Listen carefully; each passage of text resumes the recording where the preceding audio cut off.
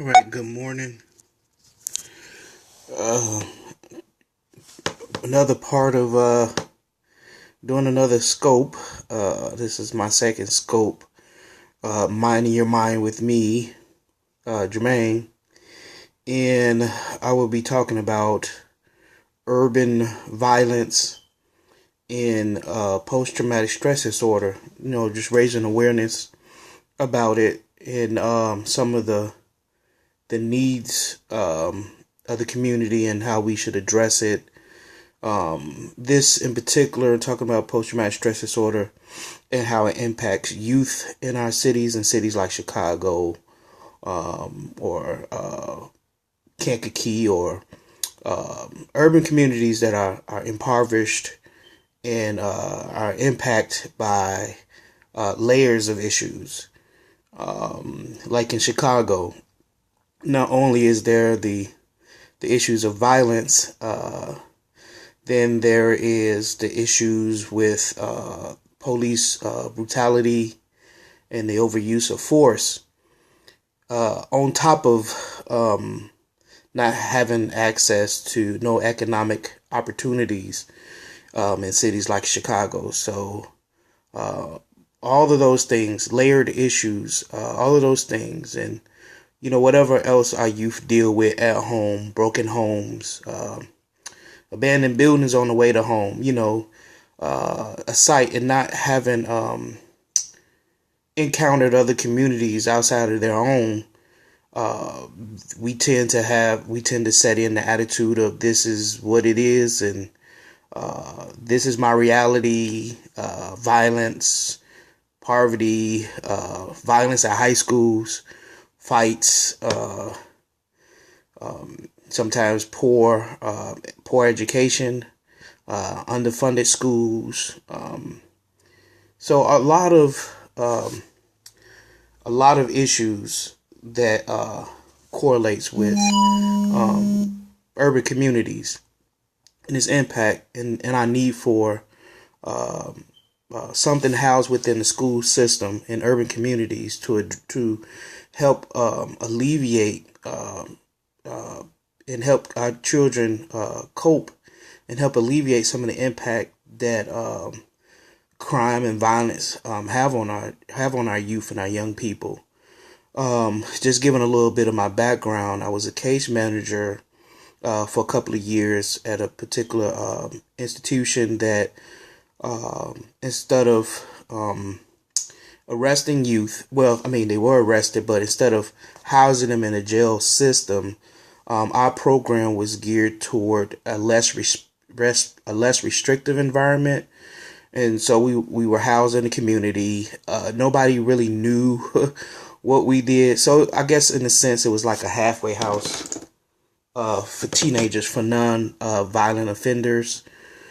And then with the juvenile detention center and the way it works, and the system, the juvenile system works, they had to have like a certain amount of points. And oftentimes, when they're arrested, the detectives can get a hold of mom or parents. And so they send them to us, and then we'll house them for a night, feed them and everything, and then we'll take them to court the next morning. And so we was kind of we had a transient aspect to our program as well. But we were holistic in our approach. And so we were not community associated. All of our recommendations come from the court system. So they're court mandated to be at our program. And many of these kids are these young men, because our program geared toward young men and young ladies, particularly young men of color, African Americans, and some Latinos, and maybe a few white teenagers that would come through the program. But majority of our participants were African American, between the age of 12 to 17. On a given day. Instead of putting them into jail, they serve their time at our program, and we had a lot of groups that help build life skills, independent skills, social skills, how to manage stress, anger management groups, and a whole host of other groups that taught our these young men certain skill sets that they normally wouldn't have had or should have been getting but haven't been getting. And so we provide a set of tools. And in my groups, I often talked about, the power of affirmation and affirming that their reality is not it, and that they can make the changes that they need to make. They just need the right tools to make a change. But with urban violence in communities like Chicago, the sense of hopelessness sets in. I mean, it's not a given day you could turn on the news and hear a report of a young person being shot and killed, or some innocent bystander. And it's heart-wrenching. It hurts. It makes you sick. It makes you sick. It makes you mad. But what do? What are the solutions? How do you solve the problem of violence in our communities? And so these are the issues that community agencies are trying to tackle, our government is trying to tackle, our churches are trying to tackle. And so you have different agencies and institutions, looking at different approaches. The need for more police officers, in troubled communities. Should we bring in the National Guard? We need trauma centers. But my focus today is just to kind of raise awareness and kind of set a tone, for where I want to go with these particular periscopes. And this one, part 1, I kind of want to define what post-traumatic stress disorder is. Not bore you with the numbers, but look at some statistics by the National Urban League Policy Institute, and kind of shed light a little bit of my experience as well. And encountering violence, because I am from Chicago, and I've lived in Inglewood, and I've experienced and seen some things that I think that no kids should be able to see or been around. So these things do live in your mind. You can't wipe it away for what you've seen and witnessing violence. Not too long ago, I think I was sharing on the other post that I went to go visit a friend of mine in Chicago, and a young man had to be about in his early 20s, walking across the street, just casually walking across the street and shooting. And casually walked across the street. He didn't run. He just casually walked across the street like this, the Wild Wild West, and was shooting. And walked past our car to the left, at the crossroad. And we're looking at him, walking past, and then he decided to run. And that's when he decided to run. So it was crazy. I mean, it was like it was a shocker. I mean, we had to pull our car over. I pulled my car over and just sat there for at least about 10 minutes, just me and my buddy, just silent. Like, man, did we just see this? Did this just happen, like right here and right now? And in the Hyde Park area is a lot of regentrification happening and going on. And so to see it in that area was kind of like, oh my God, like, what's going on? But this is a reality, that young people live in day to day, hearing gunshots, and families having to lay on the floor, for a few hours until the sounds of gunshots stop ringing out. That's not normal. They don't live like that in the suburbia of America, around the world, even around the world in some countries, but it's not normal. But these issues have become somewhat normalized for us in communities of color when it comes to gunshots and violence, and witnessing and seeing it. I was sharing with some coworkers and some friends of mine and my fiance about, I was sharing the experience about when we were at a Father's Day picnic years ago. My son is 17 now. He had to be around 4 or 5 then. And it was a Father's Day picnic. It was nice outside. And another gang, group of gang usually have what they call their nation picnic at the Forest Preserve. I don't know if they still do those things now today, but the Forest Preserve is like a state park in the city of Chicago where people go and have family barbecues, outings, and different type of functions. And so it was nice outside. It was pretty hot, nice warm weather, food, music, and everything. And so I was playing my son, running around in the grass, and gunshots rang out, and everybody, hit the ground. And for me, my instinct was not just to hit the ground, but to place my son on the ground and lay on top of him. And so that was just, I don't know, the things that was running through my mind was like, man, this is crazy. These kids out here, why they doing this? You got kids out here, you got family out here. And so, these just the different thoughts that run through your mind. And then my son, so, then you got to get up and kind of, look over yourself, give yourself a once over and look and make sure ain't nothing hit you or anybody next to you. And so, the group that I was with, we gathered back together, and a young man that was with us, I don't know, I think he came with someone, was laying on the ground and was shot. And watching him pant for his life, I had to cover my son's eyes, and I just knelt next to the guy and I prayed with him. And the brother went to the hospital and he didn't make it. So, witnessing things like that, and there's some other stories that I have, and the young men that would come to our program had similar stories. And so I want to just kind of define for you what is post-traumatic stress disorder. And give you some definitions I got up here on my computer. And you can look online, and this is from the Mayo Clinic. And I definitely, when I repost this, I definitely put some sources, the sources that I'm quoting from, and what I'm looking at here on my computer, and provide that information for you. You can look it up for yourself. But just giving you the definition of post-traumatic stress disorder, which is often associated with soldiers coming from combat. But current research and recent research is showing that post-traumatic stress disorder is not just affecting our veterans. And that's an area of concern and focus too, and the need for more social workers to deal with those issues. But we need trauma centers. We need informed, trained staff in schools that are trained to deal with trauma, to recognize the symptoms of trauma.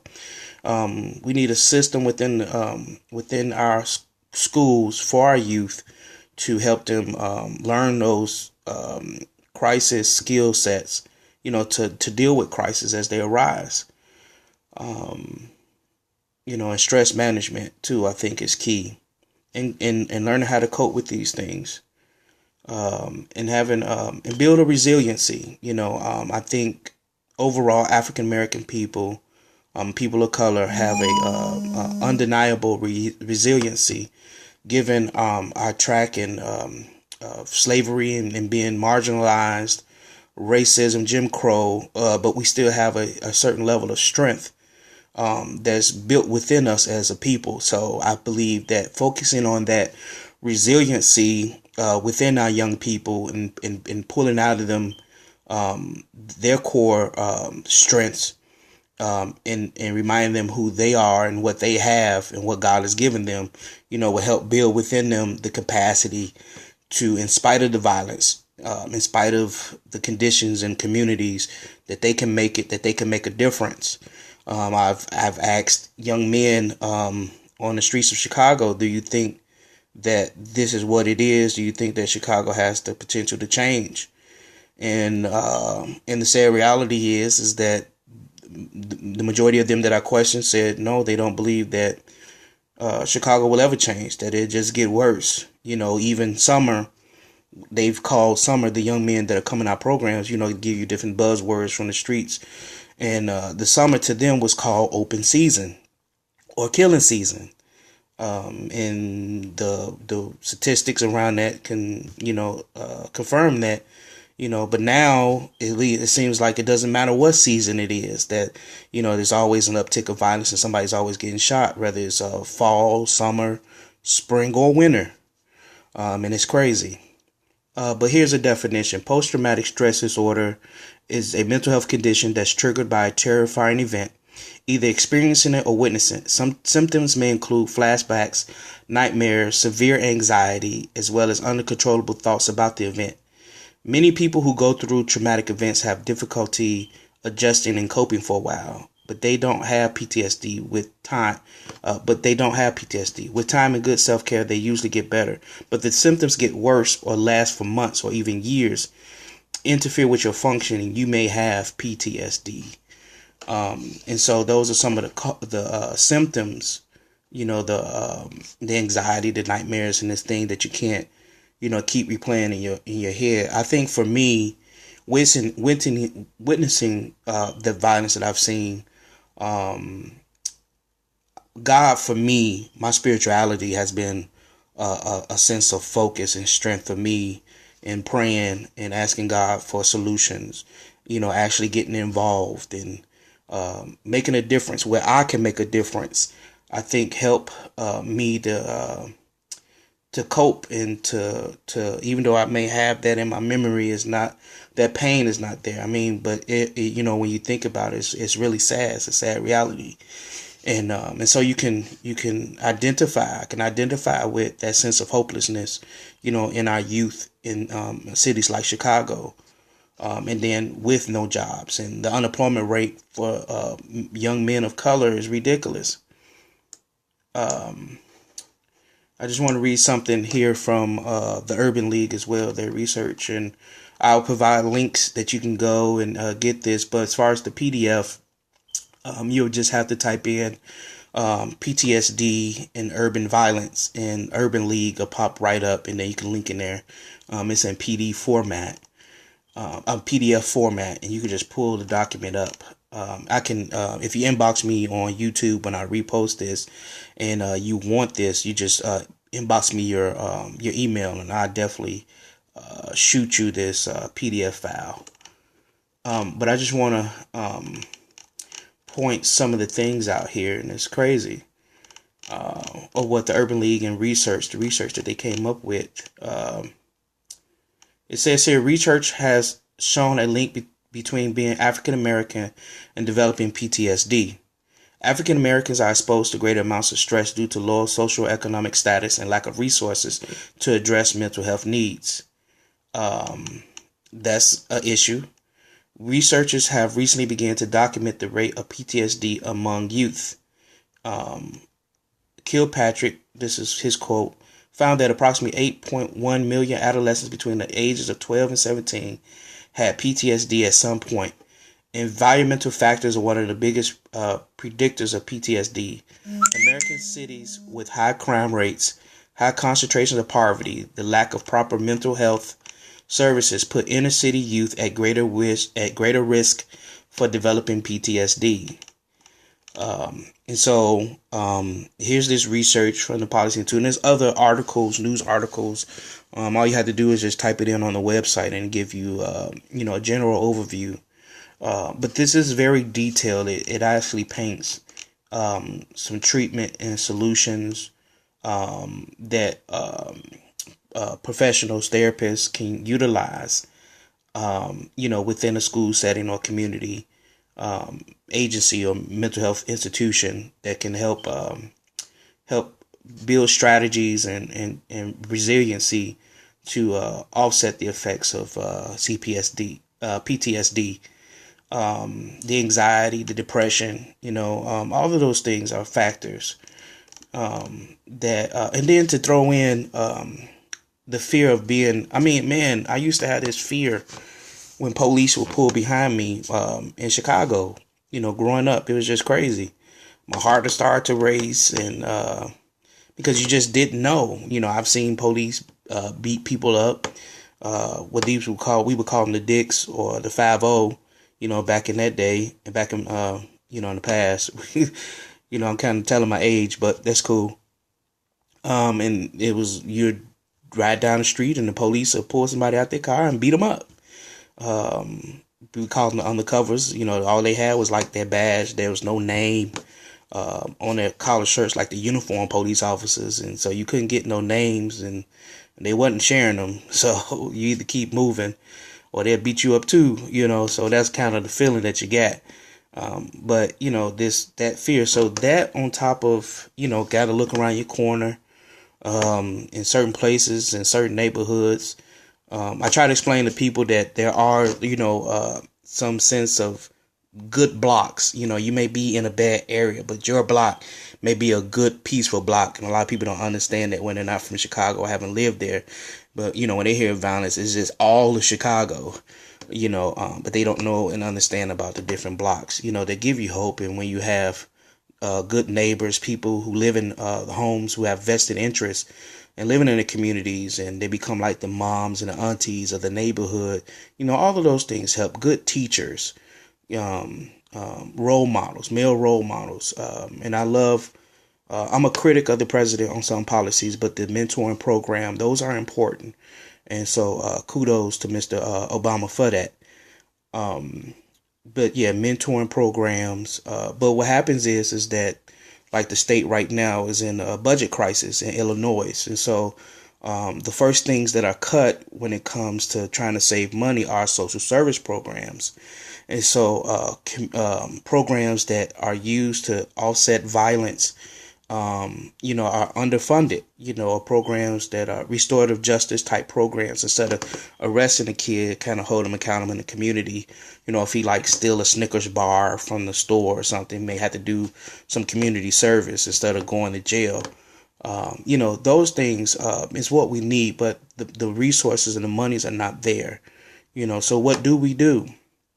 And so I just want to raise awareness. I'm going to get more in depth. Like I said, it's just part one. I'm going to get more in depth and talking about the internal and external factors and looking at the symptoms of post-traumatic stress disorder in youth, and what they lead into, risky behaviors, their attitudes, and kind of how to recognize it.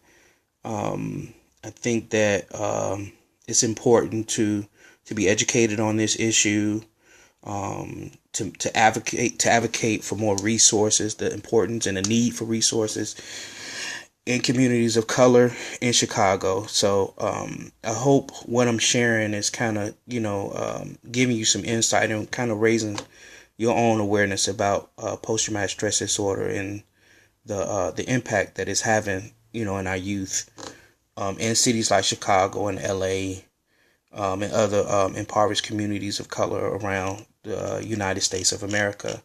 And so I hope that if you got questions, post them, here my YouTube link, my Periscope link, any things you want me to cover more in detail when it comes to this issue. And so I hope that this is helping. Tune in for part 2, tune in for more, and I share more of my encounter with violence and some of the things I've done to cope with those things. But we need help. Our city needs help. Our young people needs help. So contact your local politician, your alderman, see what they're doing to address this issue. Let's write to our governor, and tell them the need for these issues to be addressed and how are they addressing it.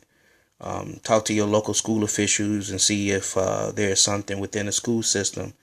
Oftentimes school social workers are overworked. They're overworked, and so they need help. But sometimes some schools is just underfunded.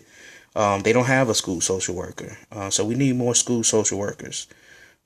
So I hope this helped. Hope this makes sense to what I'm talking about and kind of direction where I'm going.